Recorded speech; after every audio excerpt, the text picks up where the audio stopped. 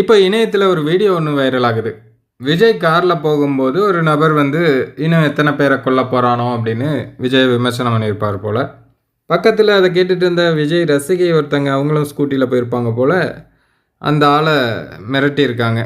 தேவையில்லாமல் பேசுனீன்னா அவ்வளோதான், வாயை உடைச்சிருவேன் அப்படின்னு சில பல தூய வார்த்தைகளையும் யூஸ் பண்ணி அந்த விஜய் ரசிகை பேசின வீடியோ தான் இப்போ இணையத்தில் வைரல் ஆகிட்டுருக்கு. இப்போ நீங்களே பாருங்களேன்.